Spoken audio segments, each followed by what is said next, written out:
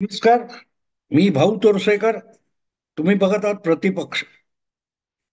मित्रांनो, पहलगामच्या घटनेनंतर भारताच्या पंतप्रधानांनी ज्या पद्धतीची धमकी दिलेली आहे पाकिस्तानला, आणि त्यानंतर पाकिस्तानमध्ये जी पळापळ सुरू झालेली आहे, अक्षरशः रडकुंडीला आल्यासारखं पोकळ धमक्या भारताला पाकिस्तान द्यायला लागलंय.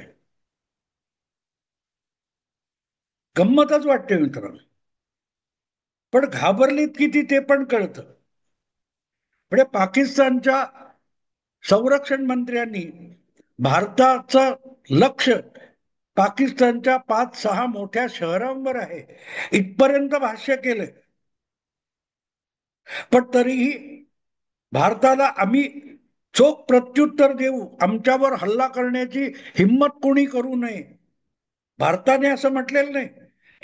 पण जर कोणी असं साहस केलं तर त्याला पाकिस्तानकडून चोख उत्तर दिलं जाईल, असं सगळं पाकिस्तान म्हणत असला तरी पाकिस्तान किती घाबरलेला आणि भेदरलेला आहे हे सहज लक्षात येऊ शकतं. खुद्द पाकिस्तानचे पंतप्रधान शहाबाज शरीफ यांनी याविषयी कुठचीही पहलगाम प्रकरणावर कुठलीही थेट राजकीय वाटावी अशी प्रतिक्रिया सुद्धा द्यायचं टाळलेलं आहे. आणि अर्थात त्यात चूक काहीच नाही, कारण पाकिस्तानमध्ये लोकशाही, पंतप्रधान, सरकार, मंत्रिमंडळ हा एक देखावा आहे. तिथे राजकीय नेतृत्व राहिलेलं नाही. स्वातंत्र्योत्तर काळामध्ये किंवा भारत आणि पाकिस्तान असे दोन देश झाल्यानंतर लियाकत अली नावाचे जे पंतप्रधान होते त्यांची ताबडतोब मर्डर करून पाकिस्तानच्या लष्करशहांनी तिथे कायमचा जो कब्जा मिळवलेला आहे ते आजपर्यंत चालू आहे. दाखवायला, जगाला दाखवायला तिथे लोकशाही नांदवली जाते, निवडणुका घेतल्या जातात. पण तिथल्या लष्करशहांना मंजूर असेल असाच नेता पंतप्रधान वगैरे होऊ शकतो. जर तसं झालं नाही तर त्याला ढोंगणावर लाथ मारून बाजूला केला जातो. अगदी मी पत्रकार असल्याच्या कालखंडामध्ये निदान 2 असे नेते ज्यांना हाकून लावलेलं मी स्वतः बघितलेलं आहे.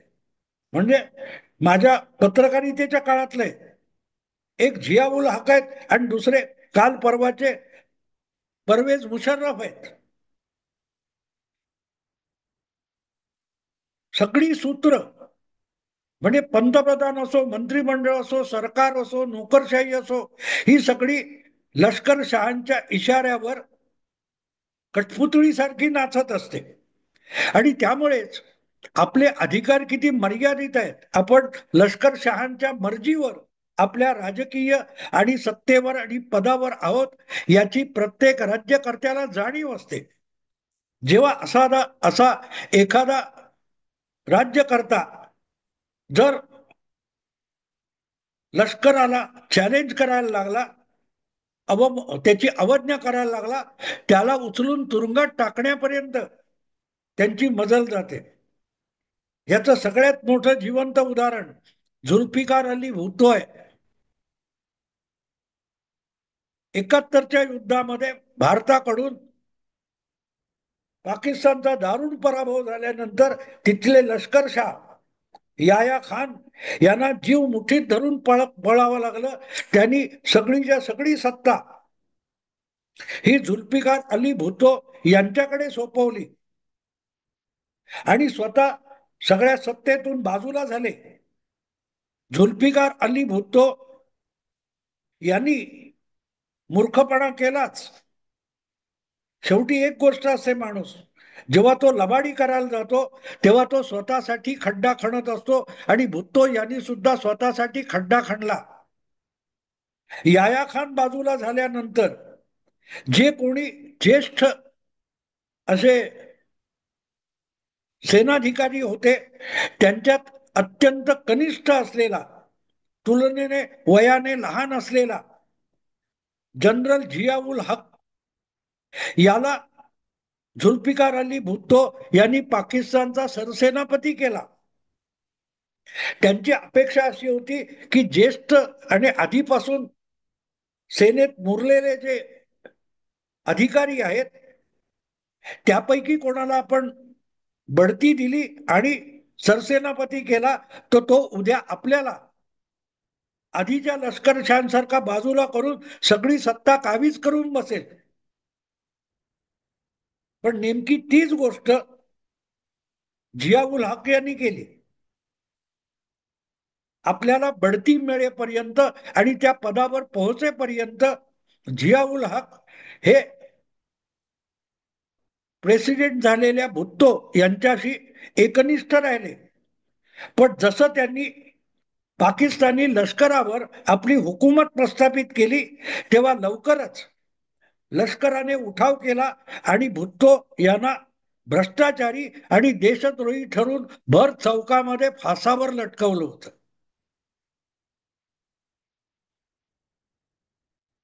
पण जिया हे त्याच वाटेने गेले. सांगायचा मुद्दा असा की ती चूक पुढे नवाज शरीफ यांनी केली.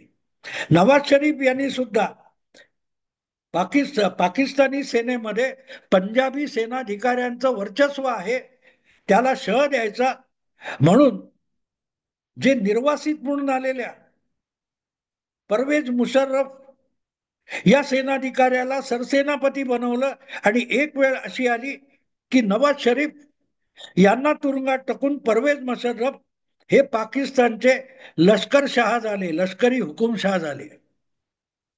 हे सतत चालू राहिलेलं. कुठचाही राजकीय पक्ष पाय धरून काय ते पाळं मुळं जमिनीत रोवून पाकिस्तानच्या राजकारणात उभा राहू शकला नाही. ज्या वेळेला जियाउल ते जियाउल हक यांची हुजरीगिरी करत करत नवाज शरीफ यांनी आपलं राजकारण सुरू केलं होतं. पण त्यांना नवाज शरीफ यांना परवेज मुशर्रफ यांनी सत्तेतून बेदखल केलं. तेव्हा आज कोण त्यांचाच बंधू शहाबाज शरीफ हा पाकिस्तानचा पंतप्रधान आहे. पण त्यालाही माहिती आहे आपण कठपुतळी आहोत, आपण बोलका बाहुला आहोत. कारण या सगळ्यांना भुत्तोंचे वारस शरीफ या मंडळींना बाजूला करून यांच्या राजकारणाला शह देण्यासाठी लष्करानेच, तेव्हा मला वाटते बाजवा हे तिथले लष्कर प्रमुख होते, त्यांनी क्रिकेटपटू असलेल्या इम्रान खानला राजकारणात प्रस्थापित केलं, पंतप्रधान केलं. पण परत एकदा वेळ आली की आपल्या लोकप्रियतेच्या बळावर आपण लष्कराला वेसण घालू शकू अशा भ्रमात इम्रान खान होता. आणि इम्रान खान जेव्हा लष्कराला वेसण घालायला बघू लागला तेव्हा त्याच्यावर आरोप ठेवून त्याला तुरुंगात टाकण्यापर्यंत लष्कराची मजल गेली. कारण पाकिस्तानमध्ये खरा राजकारणी पक्ष जो कोण असेल तर पाकिस्तानची सेना आहे. त्यांच्या इशाऱ्यावर नाचवू शकतो असाच राजकीय नेता पाकिस्तानामध्ये राज्य करू शकतो. राज्य करू शकतो म्हणजे बोलका बाहुला म्हणून राज्य करू शकतो. आणि म्हणून आत्ता पहलगाम मध्ये जे काय घडलेलं आहे त्यानंतर भारताने धमकी दिली असताना पाकिस्तानचा पंतप्रधान चकार शब्द बोलू धजावलेला नाही. कारण लष्कराच्या मनात काय आहे ते शहाबाज शरीफ यांना माहिती नाहीये. आणि म्हणूनच लंडनमध्ये जाऊन स्थायिक झालेले माजी पंतप्रधान आणि शहाबाज यांचे बंधू खरे राजकारणी नवाज शरीफ विनाविलंब इस्लामाबादला येऊन दाखल झालेले. त्यांची अपेक्षा आहे की कदाचित यातून आपण मार्ग काढू शकू. खरं म्हटलं तर नवाज शरीफ यांच्यावर देखील असंच संकट कोसळलं होतं. पण एक गंमत यावेळेला मोठी आहे की असीम काय तो आहे ना, आसिफ मुनीर नावाचा जो आत्ताचा पाकिस्तानचा सरसेनापती आहे त्याच्यामध्ये एवढा दम नाहीये किंवा एवढा अनुभव पण नाहीये की तो पाकिस्तानमध्ये स्वतःला लष्कर शाह म्हणून घोषित करेल. कारण आजचा पाकिस्तान हा 10, 15, 25 वर्षापूर्वी जसा एक संघ होता तसा राहिलेला नाही. मध्यंतरीच्या काळात तालिबान आणि अफगाणिस्तान या राजकारणामध्ये पाकिस्तानी लष्कर आणि पाकिस्तान मधले मौल्ला मौलवी धर्मांध यांचे जे साठोलोट झालं होतं, त्यामुळे पाकिस्तानची समाज व्यवस्था अक्षरशः खिळखिळी होऊन गेलेली आहे.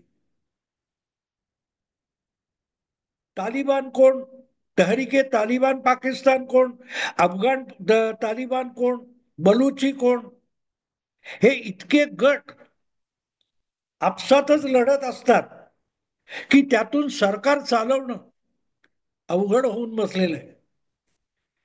सध्या बलुचिस्तान हा पाकिस्तानचा सगळ्यात मोठा भूप्रदेश आहे.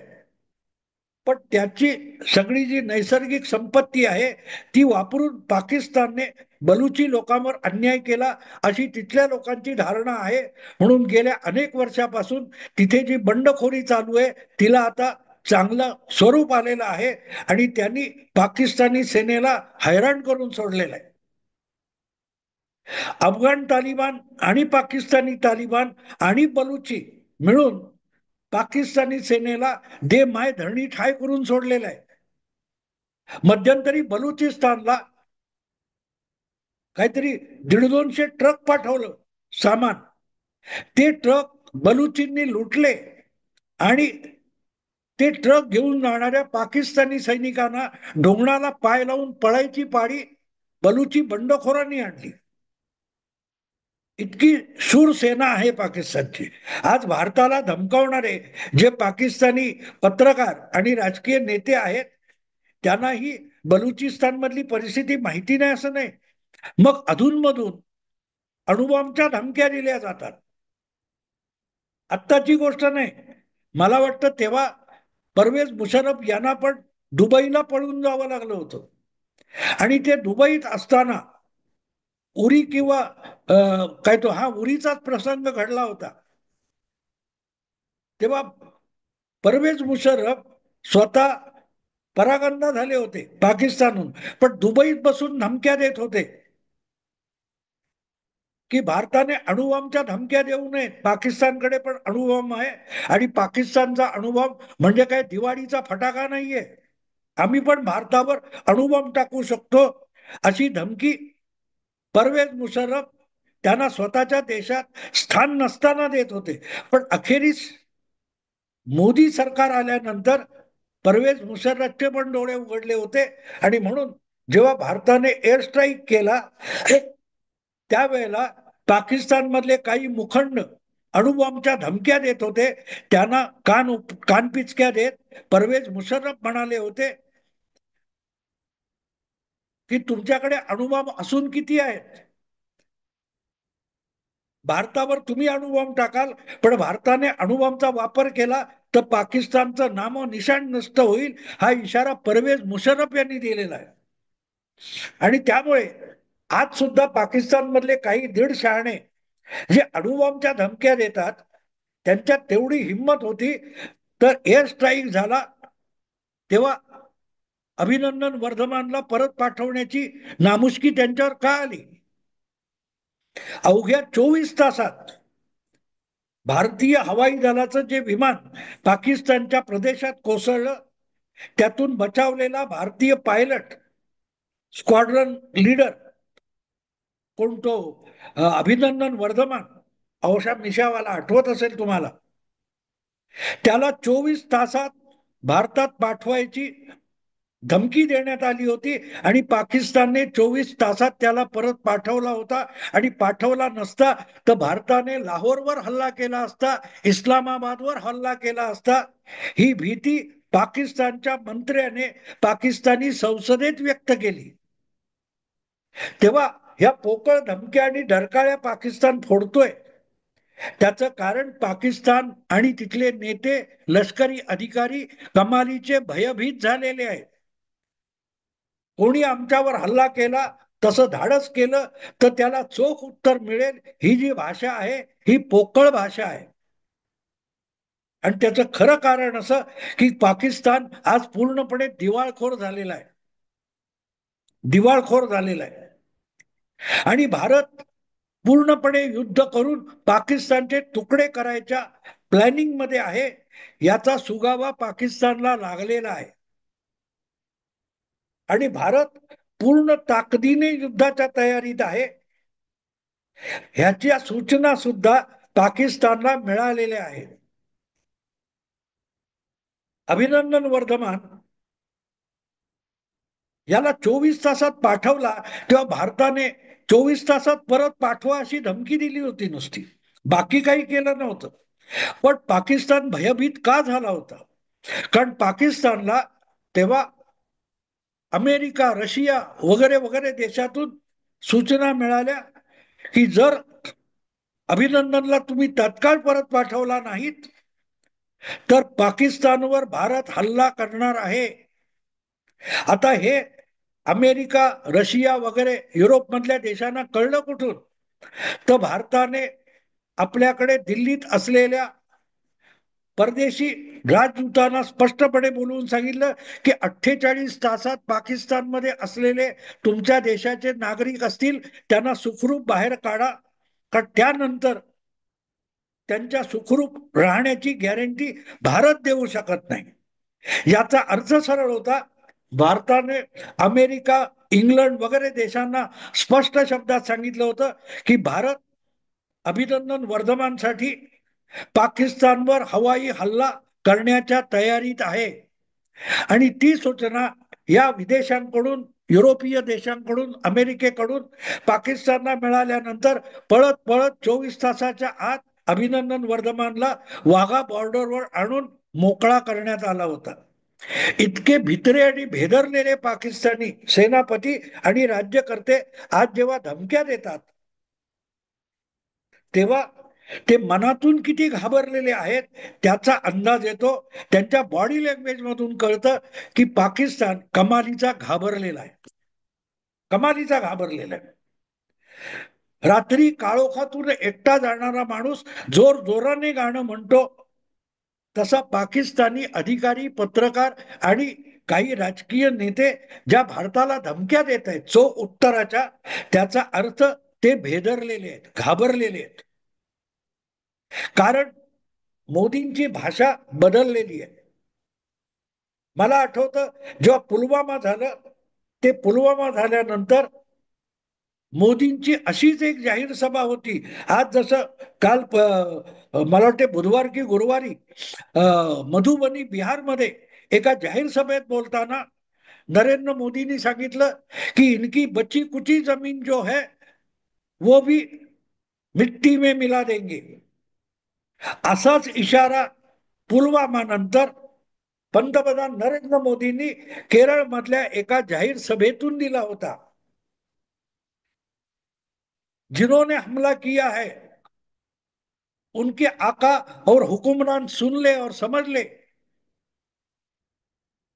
कि बहुत जल्दी इसका करारा जवाब आपको मिल जाएगा. हे केरळच्या एका सभेतूनच मोदींनी सांगितलं होतं.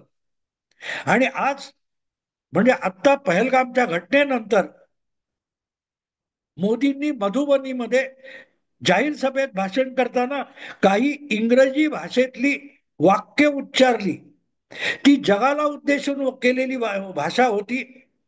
आणि त्यातून जो इशारा दिला तोच दिल्लीमध्ये, देशाच्या राजधानीमध्ये परदेशी राजदूतांना बोलावून भारताचे परराष्ट्र मंत्री आणि भारताचे सुरक्षा सल्लागार जी सल्ला मसलत करतायत त्यातून काही गोष्टी ह्या वेगवेगळ्या देशांना समजावल्या जात आहेत. आणि आपोआपच त्या देशांना मिळालेल्या माहितीची काही गोष्टी ह्या पाकिस्तान पर्यंत पोहोचतायत. आणि पाकिस्तानला समजलेलं आहे की भारत पूर्ण ताकदीनिशी पहलगामचा बदला घ्यायला तयारी करतोय.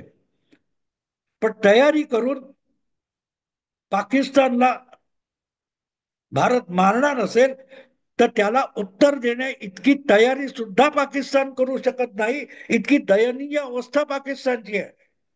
रणगाडे, विमान, चिलखती दळ ही चालवायला जे इंधन लागतं, पेट्रोल डिझेल, त्याचा साठा पाकिस्तानकडे नाहीये. युद्ध सुरू झालं तर 2 ते 3 दिवसामध्ये पाकिस्तानकडचा इंधनाचा साठा संपून जाईल. पाणबुड्या, युद्ध नौका चालवायच्या त्यासाठीचं इंधन नाहीये. मैदानी लढाईसाठी जे तोफ गोळे लागतात, वेगवेगळी दारू गोळा लागतो, त्याचा साठा पाकिस्तानकडे नाहीये. आणि चीनची अवस्था सध्याच्या अमेरिकन टॅरिफमुळे इतकी वाईट आहे की चीन आपल्या मित्र शेजाऱ्याला पाकिस्तानला मदत करेल अशी ही परिस्थिती नाहीये.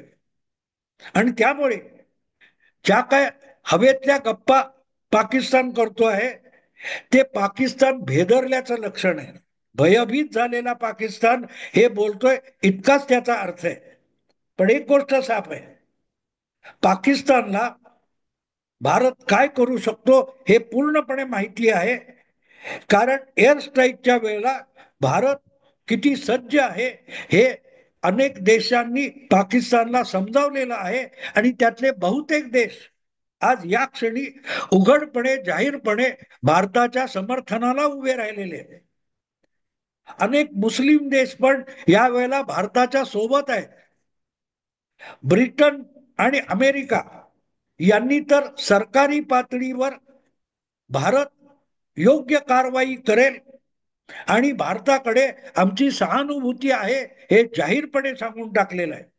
आणि त्यामुळे पाकिस्तान सैरभैर झालेला आहे.